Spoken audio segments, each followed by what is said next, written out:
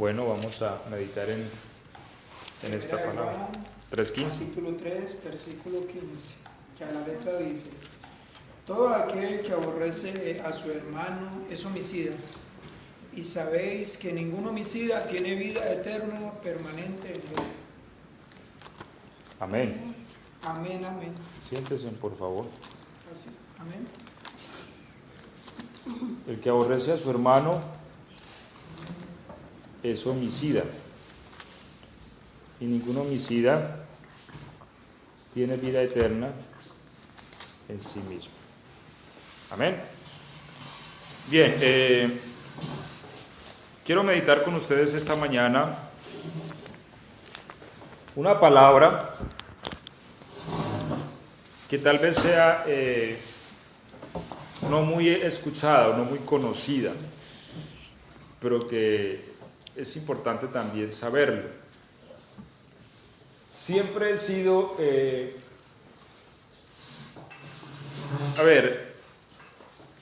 me parece que es importante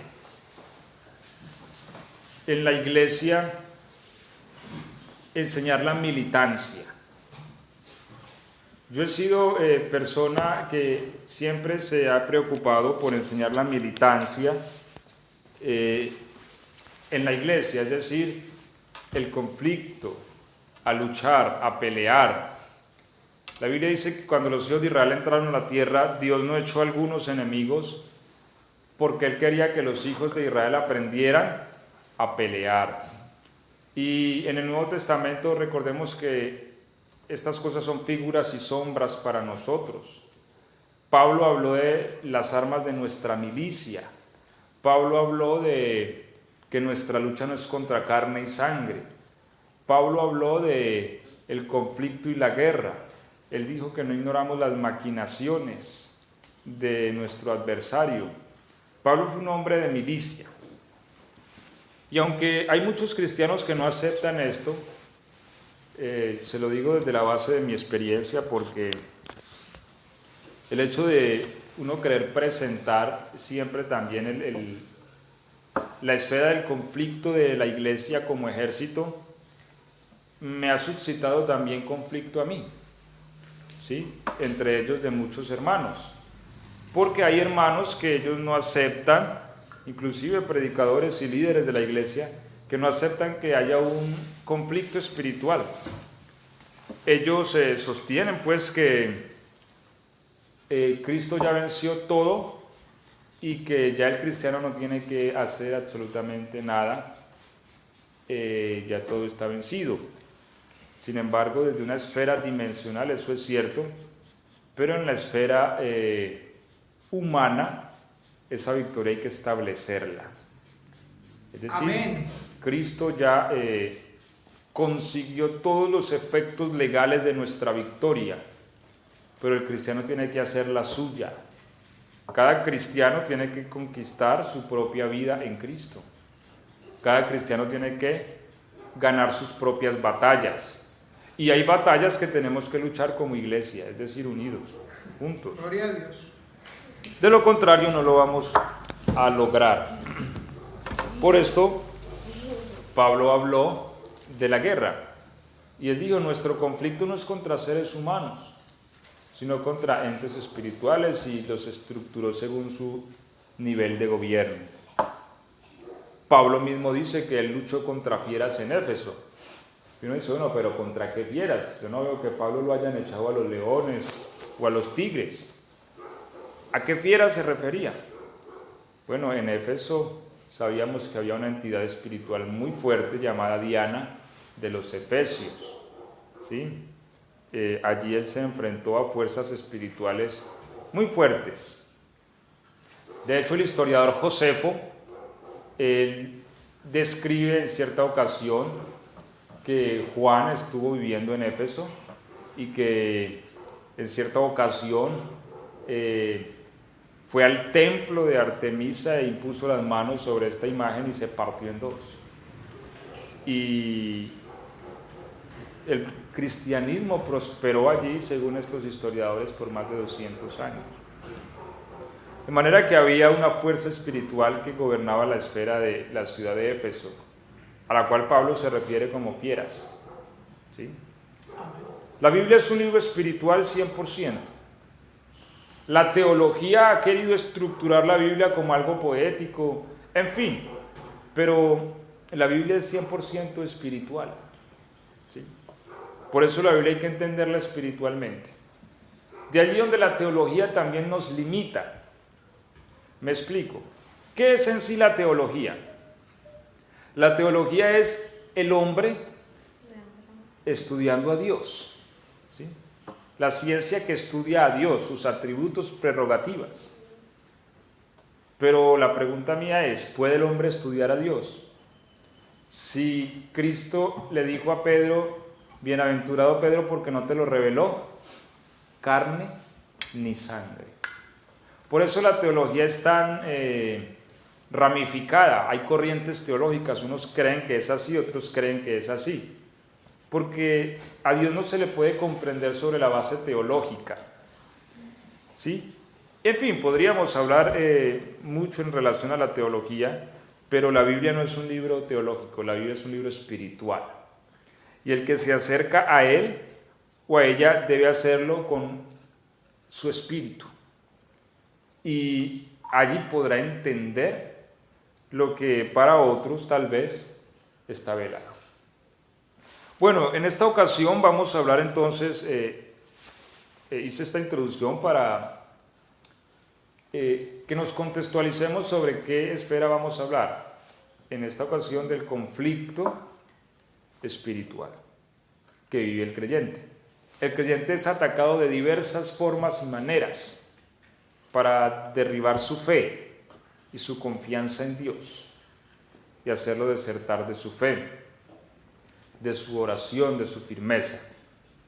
Entonces, aquí vamos a estudiar un ataque. Primera de Juan 3:15, donde hemos leído de que el que aborrece a su hermano es homicida.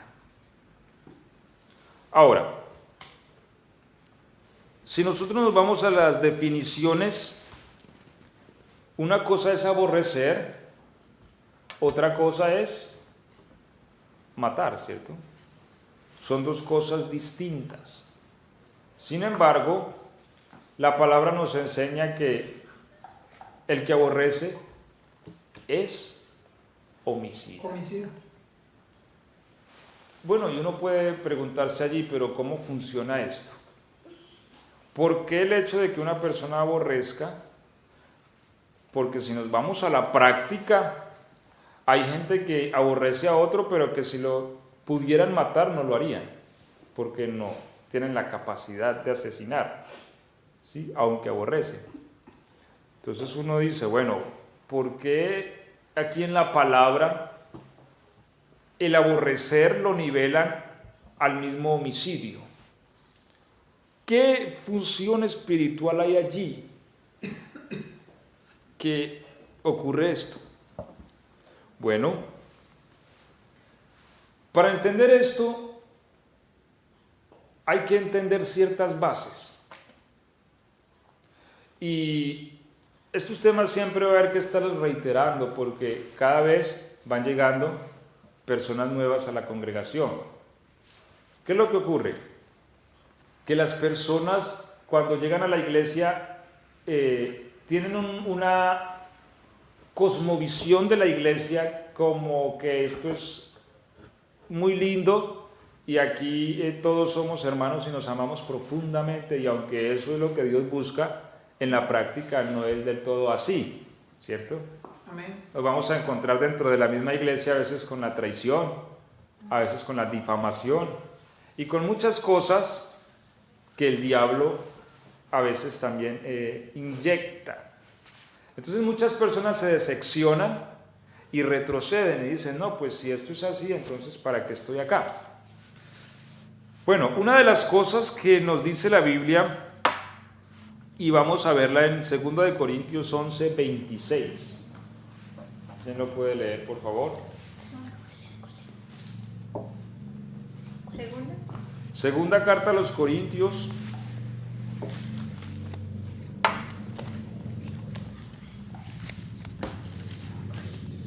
11, 26. Incontables viajes con peligros de ríos, peligros de saqueadores, peligros de los de mi raza, peligros de los paganos, peligros en la ciudad, peligros en los desiertos, peligros en el mar, peligros de los falsos hermanos. Ok. Pablo está narrando sus peligros, ¿cierto? A los que se ha enfrentado como apóstol. Pero ¿cuál es el último peligro que menciona allí? De los falsos hermanos. Falsos hermanos. Sí. Es decir, hay falsos cristianos, ¿cierto? Y mientras tanto, alguien por favor me puede leer 1 de Juan 3:10. Pablo nos está mostrando aquí que dentro de la congregación también hay falsos hermanos, ¿sí? Y que de ellos se viene para nosotros un peligro. Es decir, no solamente él no solamente informa que hay falsos hermanos, sino que también nos dice que de ellos hay un peligro para nosotros. ¿Cuál es ese peligro? Bueno, realmente sus peligros son diversos, pero el énfasis que vamos a hacer hoy es uno. ¿Qué dice entonces 3:10 de 1 de Juan? En esto se distinguen los hijos de Dios y los hijos del diablo. El que no practica la justicia no es de Dios, ni el que no ama a su hermano. Ok, aquí Juan nos está informando también otros dos elementos importantes. Que hay hijos de Dios y ¿qué más? Y hay hijos del diablo. Y hay hijos del diablo. Sí. Entonces, quiere decir que no solamente hay un linaje espiritual, que son los hijos de Dios, sino que también están los hijos del diablo. Y que muchas veces los hijos del diablo están en la congregación de los hijos de Dios. Entonces, se puede existir una filtración y pasan por hermanos, pero lo que Pablo dice es que en la congregación habrán falsos hermanos. Y que de estos falsos hermanos vendrá un peligro que atacará nuestras vidas. Entonces vamos a hacer énfasis en uno de esos peligros. Y vamos al Salmo 109, el verso 7. ¿Quién lo puede leer? 109, el verso 7. Cuando fuere juzgado, salga culpable, y su oración sea para pecado. Ok. Cuando fuere juzgado, salga culpable. Y aquí se está refiriendo a los falsos. ¿Y su oración qué? Sea para pecado. Ok. ¿Por qué decimos que se está refiriendo a los falsos? Porque si leemos todo el capítulo 109, o más bien el Salmo 109, es una referencia profética ¿a quién? A Judas, ¿cierto? Y sabemos que Judas era un falso hermano. Es decir, Judas siempre estuvo allí, pero Judas nunca fue verdadero. ¿Sí? Judas, a pesar que el Señor le dio su oportunidad, él nunca quiso convertirse de su maldad y de su iniquidad. ¿Sí? Entonces nunca sufrió la transformación. Porque a veces hay, y voy a hacer aquí un paréntesis. Porque a veces nosotros decimos, el hermano se apartó, el hermano se descarrió. Pero es importante entender que hay dos tipos de apartados. Dos tipos. Uno es el apartado que nunca fue hermano y realmente no se apartó, sino que se demostró lo que dice Pedro, ¿cierto? Que el puerco vuelve al cieno y el perro a su vómito, porque nunca fue de Cristo. Aunque estuvo allí, era un falso hermano porque no sufrió la transformación. Hermano, pero él fue bautizado en el nombre de Jesús. es que el hecho de que a mí me sumerjan en agua y me saquen no genera una transformación en mí.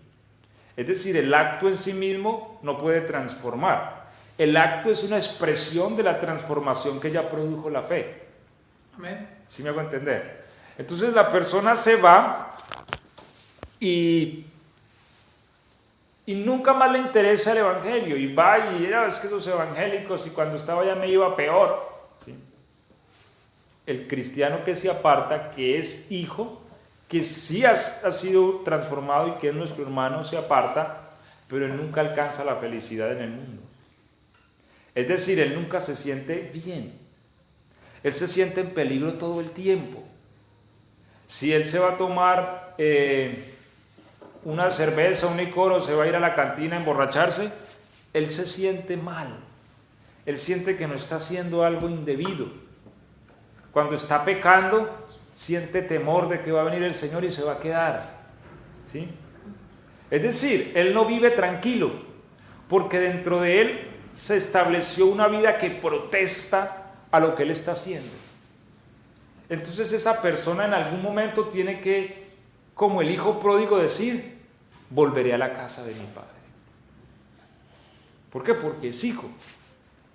Entonces hay dos tipos de apartados. Unos nunca fueron hermanos y otro sí es hermano. Y si nosotros nos sentamos a hablar con una persona apartada, nos daremos de cuenta rápidamente si realmente ha sido hermano o no lo ha sido. Esto es importante tenerlo en cuenta. Ahora, cuando hablamos del Salmo 109, decimos que es una referencia profética a Judas, el cual realmente nunca fue hermano. ¿Sí? Es más, si él hubiera sido hermano, él se hubiera arrepentido, como lo hizo Pedro. Listo, Judas lo vendió, pero Pedro lo negó. Es más, Pedro maldijo, porque dice la Biblia que empezó a maldecir y a decir: no conozco a ese hombre. Ambos faltaron. Judas lo vendió, este lo negó y maldijo. ¿Cuál es la diferencia? Una muy grande. Pedro había sufrido la transformación en su ser, Judas no. Por eso cuando ambos se dieron cuenta de su pecado, su reacción fue distinta. ¿Qué hizo Judas? No, matarse. ¿Qué hizo Pedro? Llorar amargamente y pedir a Dios perdón. Amén. Esta es la diferencia entre un hijo de Dios y el que no lo es. El que va al mundo pero nunca fue hijo de Dios, ¿qué va a hacer? En los momentos difíciles va a querer matarse, nunca va a encontrar en Dios la solución, porque Dios no está en él. Pero el que es hijo de Dios y se aparta sabe que la salida a sus dificultades es el Señor. Amén.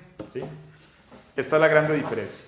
Ahora, cuando leemos entonces el Salmo 109, el verso 7, ya contextualizando, leámoslo nuevamente, por favor. Salmo 109, verso 7.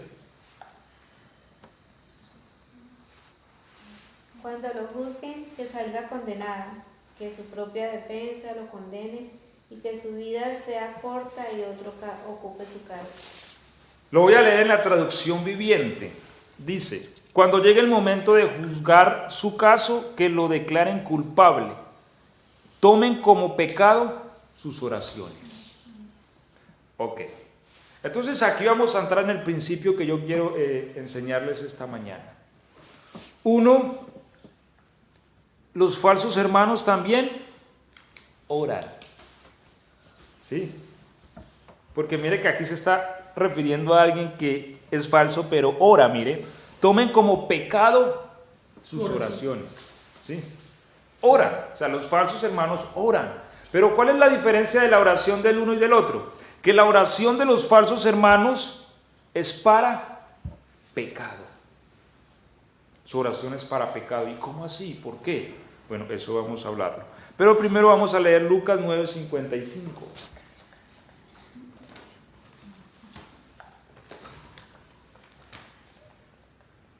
Lucas 9:55. ¿Quién lo lee, por favor, en alta voz, clara y perceptible?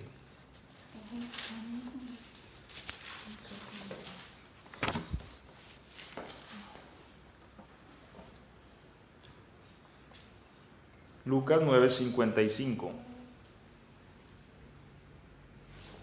55 dice: pero Jesús se volvió a ellos y los reprendió.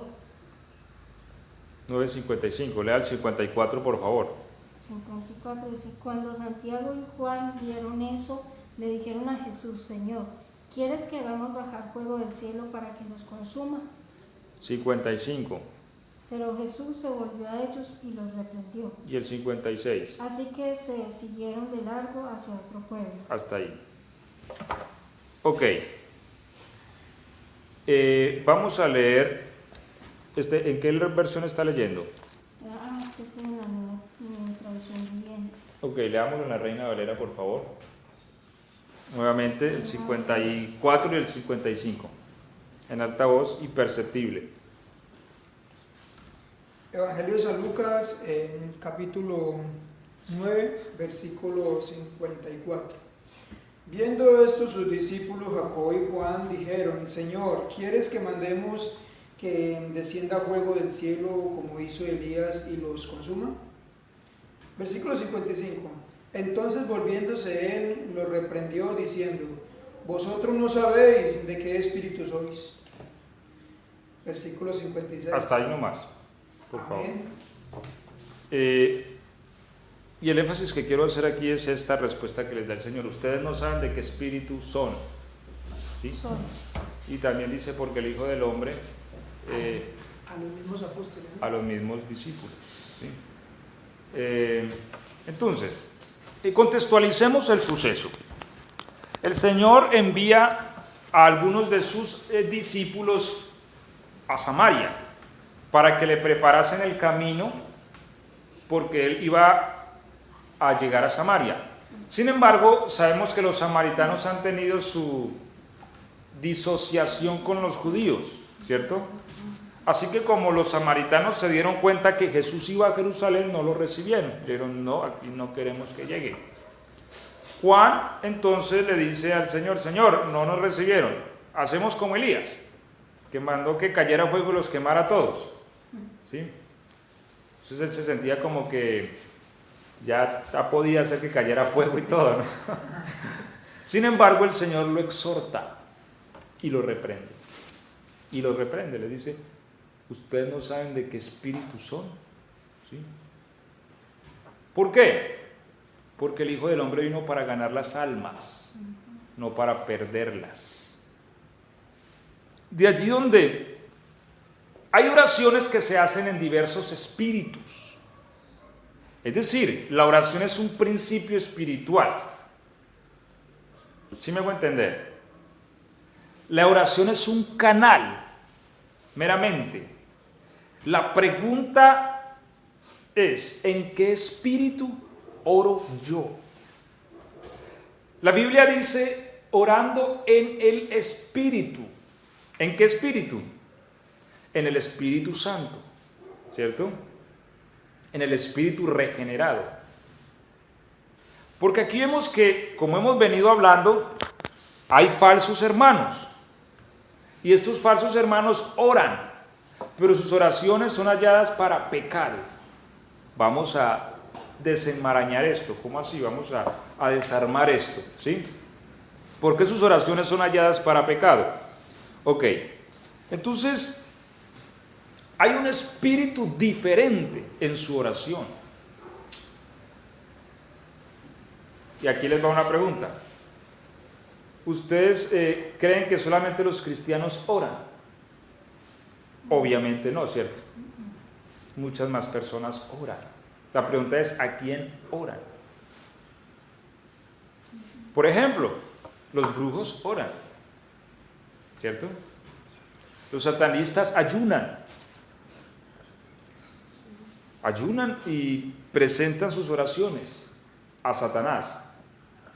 Pero normalmente, el satanista sabe que adora a Satanás y que ora a Satanás.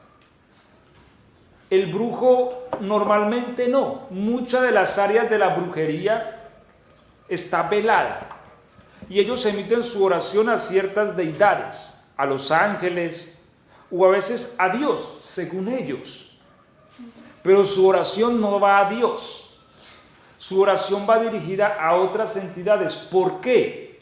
Porque el espíritu en el cual ellos oran no es el Espíritu Santo, sino el espíritu del error. Entonces esas oraciones son capturadas en el aire por el espíritu del error. Amén.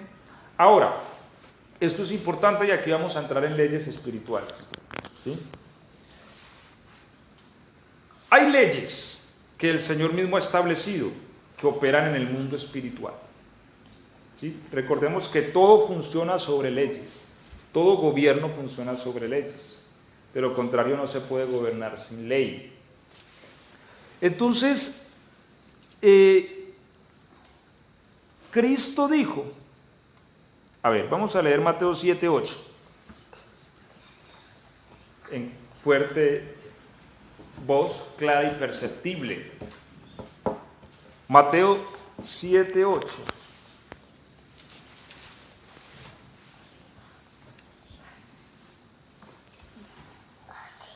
¿Cómo dice? Porque todo el que pide recibe, y el que busca encuentra, y el que llama se le abre. Ok, muchas gracias. Eso se llama ley espiritual. ¿Sí? ¿Qué tal si lo leemos otra vez? Pedid y se os dará, buscad y encontraréis, llamad y se os abrirá. Porque todo el que pide recibe, y el que busca encuentra, y al que llama se le abre. Ok, vuelvo y repito, eso se llama ley espiritual.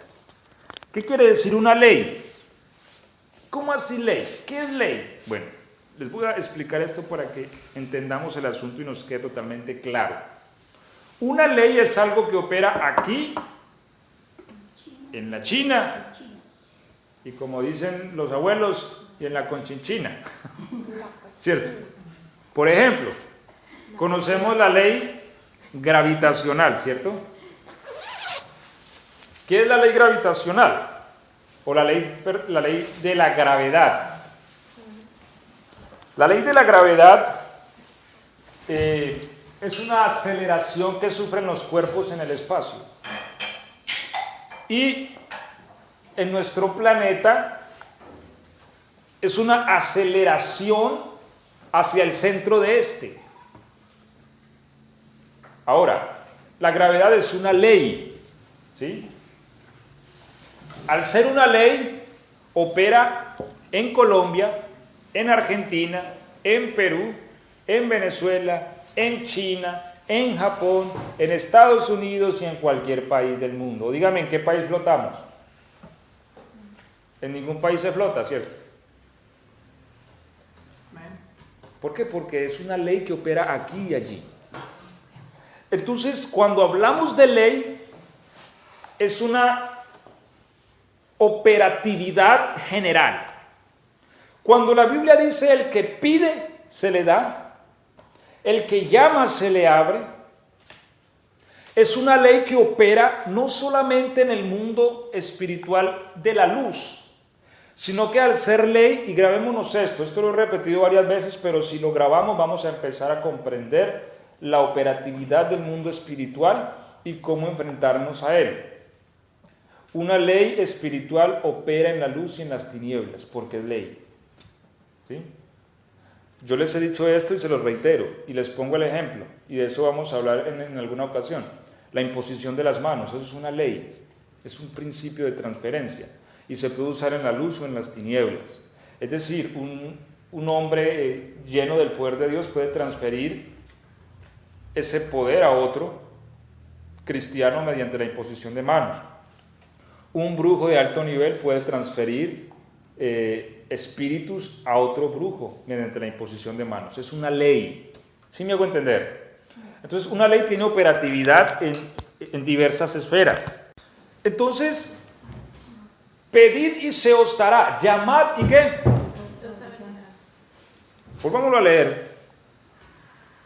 Mateo 7:8.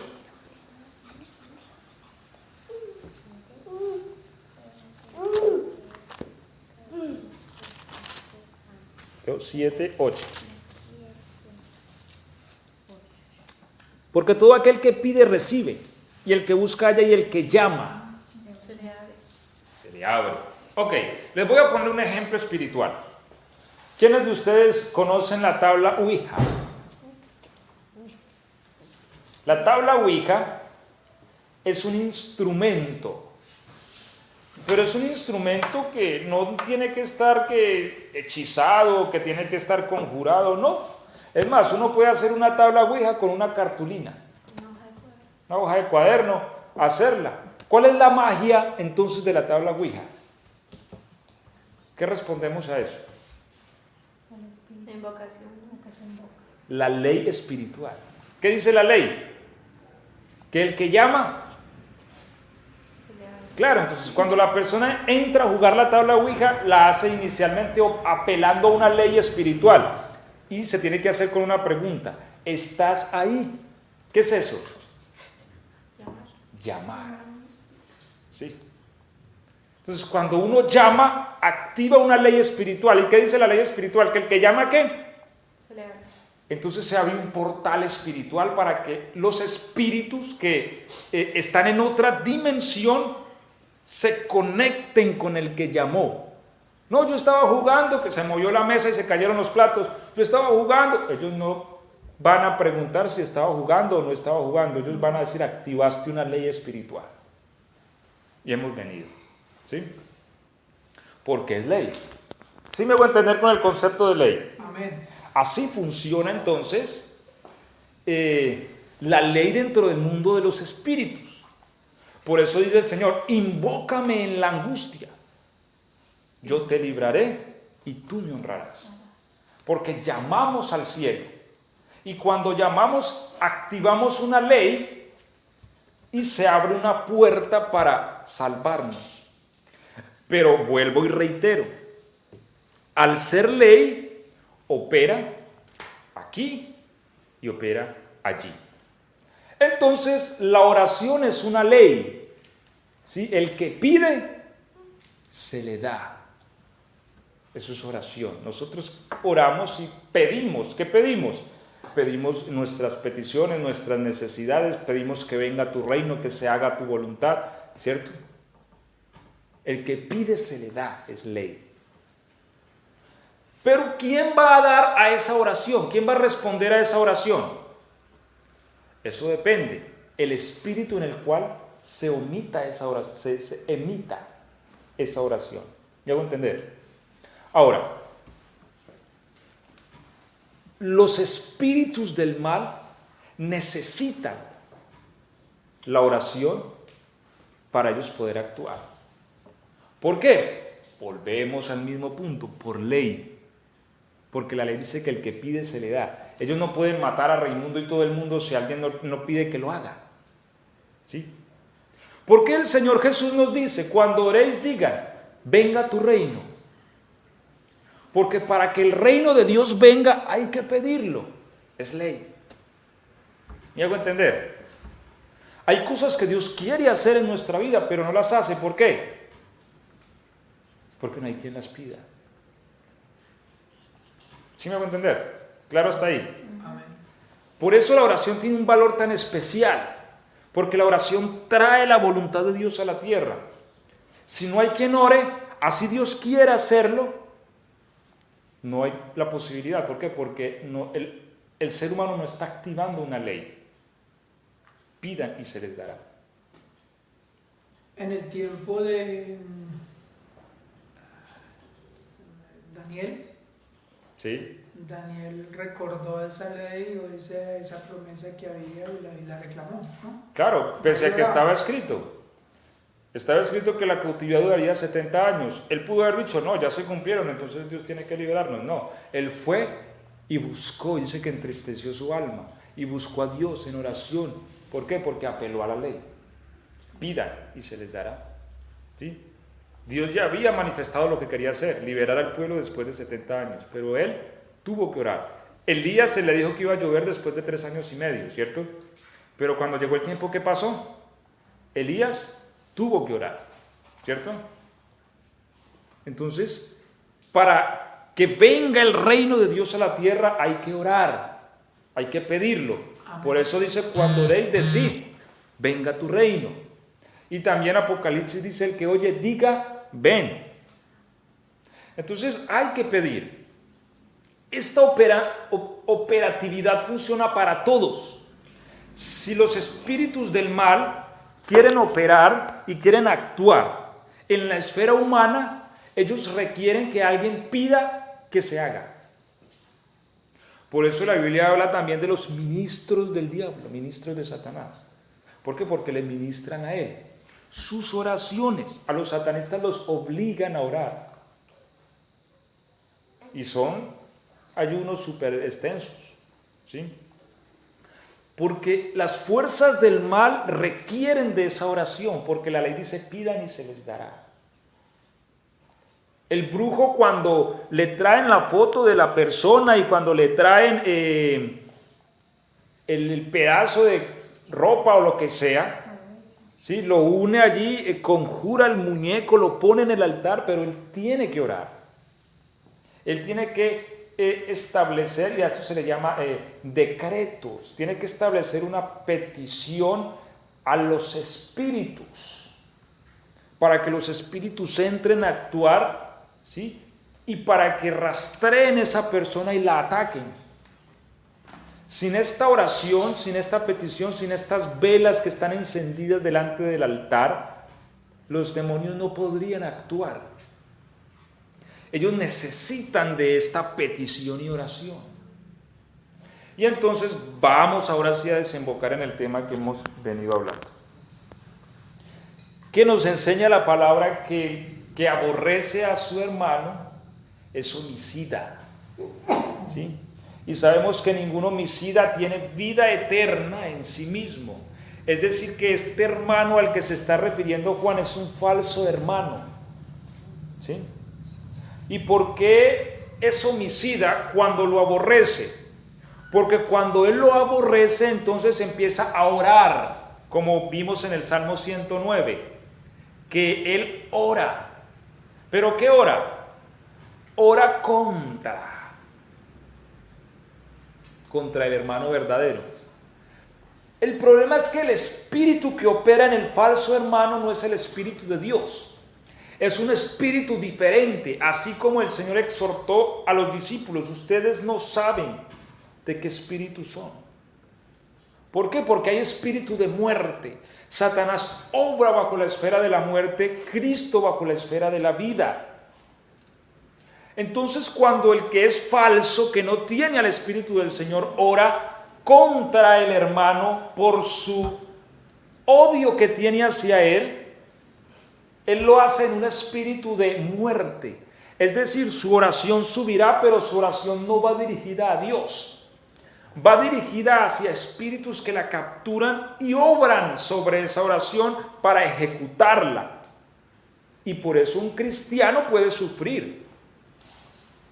Porque los espíritus empiezan a obrar sobre la oración del falso hermano. Es decir, es una brujería. ¿Me hago entender? Bueno, ahí va la pregunta: ¿obra o no obra? Sí, y aquí es donde vamos a responder algo muy importante. Ya vamos en estos 20 minuticos, 15 minuticos a darle forma al asunto, ¿cierto? A ver, volvemos al punto.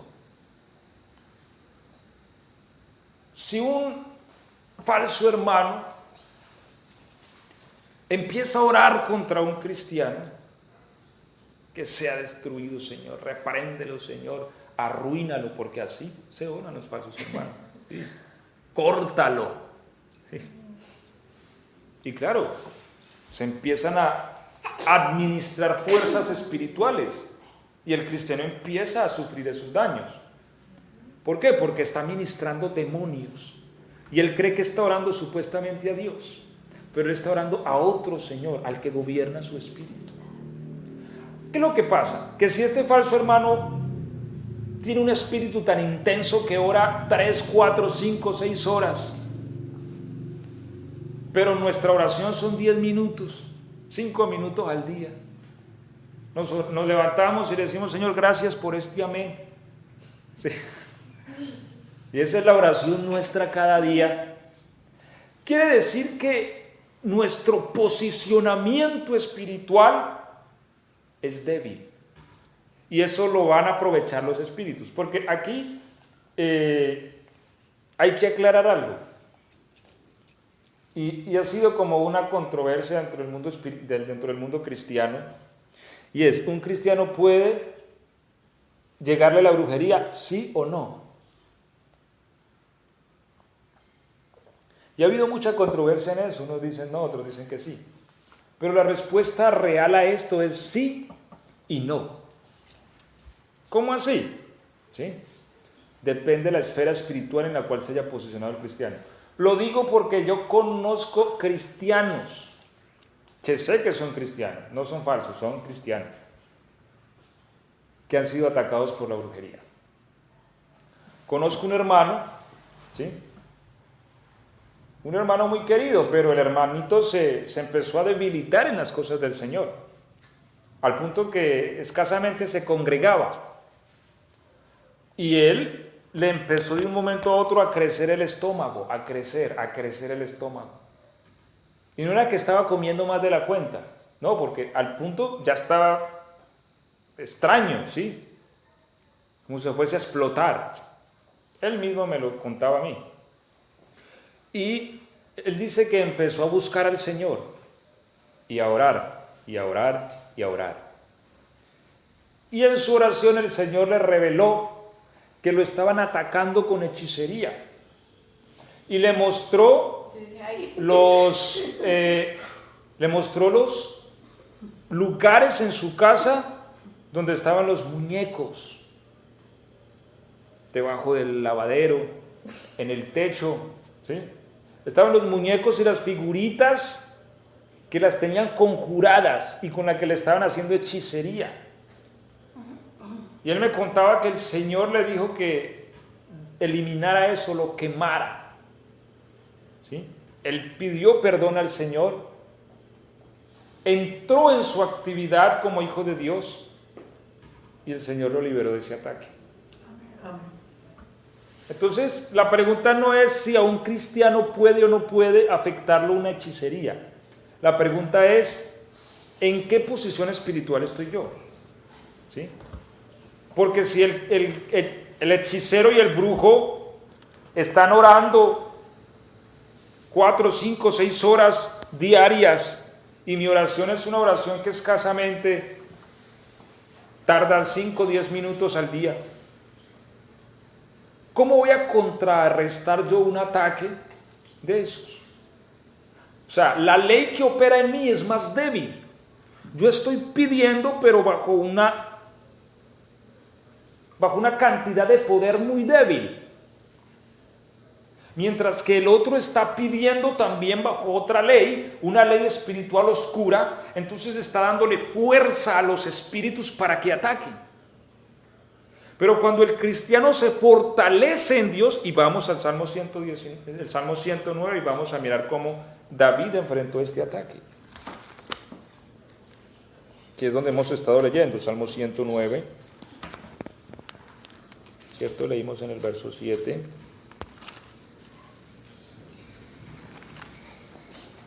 Salmo 109. Y leímos en el verso 7 que su oración sea para pecado, ¿cierto? Por eso la Biblia le dice que cuando sea juzgado, sea hallado culpable y tomen su oración, tomen como pecado sus oraciones. ¿Por qué? Porque sus oraciones son hechicería, sus oraciones son brujería, por eso son tomadas como pecado, ¿sí? Pero ¿qué hacía David frente a este ataque? Vamos a leer. Verso 4. En pago de mi amistad me acusan y yo no hago más que orar. Ok. Me devuelven mal por bien. Hasta ahí. ¿Y yo no hago más que qué?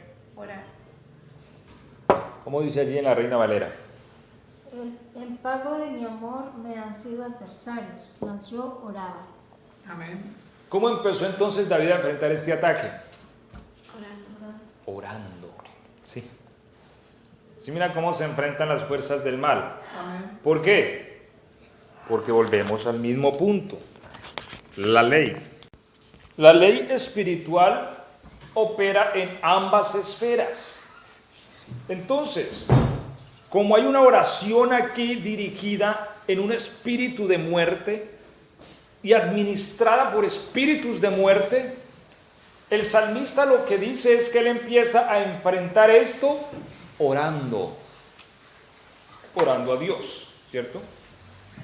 Porque cuando oramos, entonces empezamos a activar en nuestra vida esta ley: pidan y se les dará, ¿sí? Entonces, una de estas formas es la oración para derrotar este tipo de ataques. Volvemos al mismo punto, o sea, uno en la vida cristiana va a empezar a experimentar que uno conoce muchas personas, ¿cierto? Y hay congregaciones donde son cientos. Pero a medida que uno vive la vida cristiana, uno se va a encontrar con falsos hermanos. Y también la Biblia dice que sus ministros se disfrazan, ¿cierto?, como ministros de justicia. Pero realmente están haciendo un servicio y un ministerio a las tinieblas a través de su oración. Entonces muchas veces el cristiano puede sufrir ataques porque en su espíritu está débil y porque hay una persona dirigiendo hacia él un ataque espiritual diabólico. Porque, a ver, es que nosotros a veces queremos hacer del evangelio una religión, pero el evangelio no es una religión. Entonces a veces queremos decir: no, yo soy cristiano, a mí no me pasa nada, pero no oramos, pero no buscamos al Señor, pero no leemos la Biblia.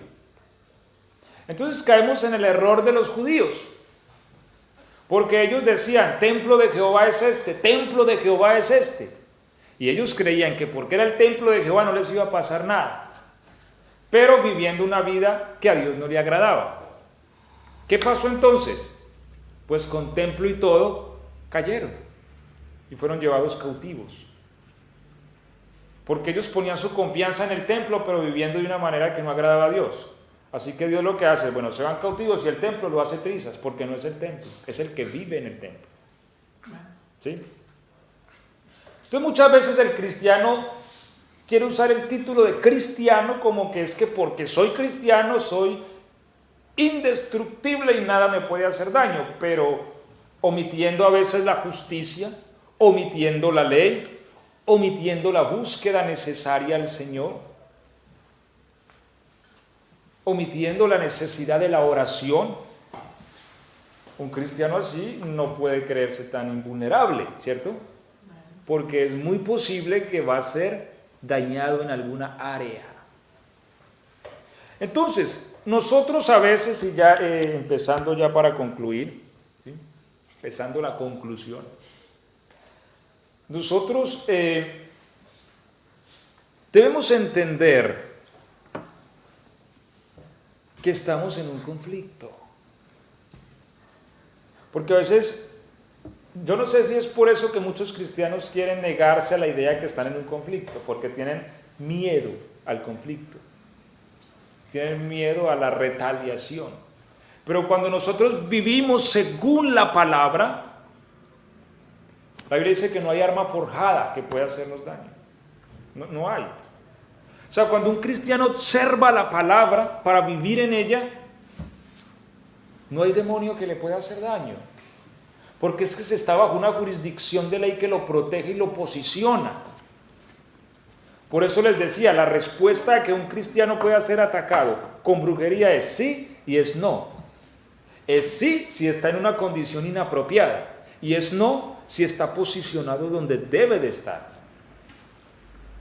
Si estamos en la voluntad del Señor, si nuestro espíritu está sano, si nuestra búsqueda a Dios es correcta, si nuestra observancia a las Escrituras es debida, seguramente cualquier ataque del enemigo no prosperará. Es más, Dios nos lo revelará, Dios nos lo mostrará. Y cuando Dios nos lo muestre, pues nosotros vamos a anularlo Y los ángeles del Señor se van a ir en contra de estos espíritus. Y cuando esto sucede, el brujo mismo se da cuenta. Cuando hablamos de la brujería, el brujo se da cuenta.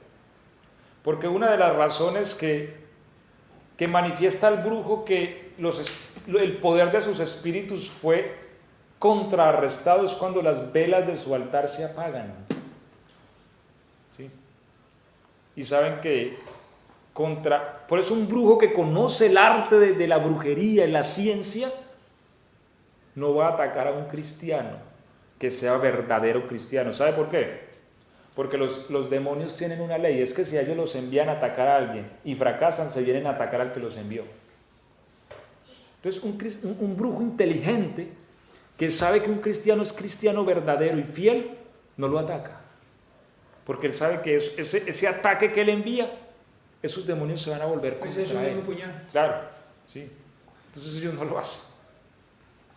Por eso también ellos hacen un análisis de la persona que van a atacar. Entonces, de allí donde hay una importancia, ¿sí? Y vamos a leer el verso 28 y el 29 del mismo Salmo 109. Verso 28 y 29, ¿quién lo lee en voz alta, clara y perceptible? Maldigan ellos, pero bendice tú. Levántense, mas sean avergonzados, y regocíjese tu siervo. 29. Sean vestidos de ignominia los que me calumnian, sean cubiertos de confusión como con manto. Y el 30. Yo alabaré a Jehová en gran manera con mi boca, y en medio de muchos le alabaré. Ok. Y esta es otra de las armas que tenemos para enfrentar este tipo de ataques. ¿Sí? Yo alabaré a Jehová en gran manera con mi boca. Amén. Y en medio de muchos le alabaré. Oiga, ambiente que perturbe las fuerzas de oscuridad es un ambiente de alabanza. Amén. ¿Sí? O sea, cuando hay ese ambiente, los espíritus se amañan donde hay gritería, donde hay maledicencia, y donde hay alegato todo el día, ¿sí? Donde hay maldición. Ellos en ese aire viven felices. Pero cuando hay un aire de alabanza, cuando se llega y se está alabando, se está cantando, o está la grabadorcita por allí prendida, el equipo de sonido, con esas alabanzas cristianas, se empieza a formar un aire que repele las fuerzas del mal. Ellos aborrecen la alabanza al Señor. Por eso dice el verso 30, yo alabaré a Jehová en gran manera con mi boca, en medio de muchos le alabaré. Entonces, cuando usamos esa arma, ¿por qué? Porque allí hay otra ley espiritual. ¿Cuál? Que el Señor habita. ¿En dónde? En medio de las alabanzas. Entre las alabanzas de su pueblo. Cuando nosotros alabamos, nosotros traemos la presencia del Señor a nuestro entorno, a nuestra esfera. Como les decía en estos días en la vigilia, mi mamá, ella no es cantante, pero ella es una mujer que le gusta alabar al Señor. Y en esas cosas uno ve el ataque del enemigo. Cuando ella estaba en Ibagué, ella se ponía a lavar la ropa y ella comenzaba a alabar al Señor. Y escuchaba una voz por allá que le decía, señora, cállese que usted canta muy feo. ¿Sí? Y ella lo que hacía, ella reprendía al enemigo. ¿Sí? Porque les fastidia. Ahí es donde uno identifica el ataque del enemigo. A ellos les fastidia la alabanza al Señor. Por eso cuando una persona alaba, genera un entorno de la presencia misma de Cristo. Por eso en nuestras reuniones alabamos al Señor. Y qué bueno que nuestra alabanza no se convierta en religiosidad. Porque a veces no sabemos los cánticos de memoria y estamos cantando, pero pensando que el arroz lo dejen bajo, que se me va a quemar el arroz, que mañana hay que llevar al niño a vacunar, y cantando, pero pensando en otras cosas. Porque entramos en una religiosidad. Pero si entendiésemos que la alabanza genera un ambiente en el cual la presencia de Dios se establece, entonces ponemos nuestro corazón y todo nuestro entendimiento en lo que estamos cantando, ¿cierto? Y de esta manera, inclusive, cuando estas oraciones se emiten, oraciones emitidas por el rencor y fundamentadas por un espíritu de muerte, que según el falso hermano van dirigidas a Dios, pero realmente van dirigidas a el dueño del espíritu que lo domina, que es un espíritu de muerte. Entonces, Señor, arruínalo. Vienen espíritus de ruina, porque se le está haciendo una petición a espíritus de ruina, ¿cierto? Se está orando en un espíritu diferente, realmente está ministrando a Satanás.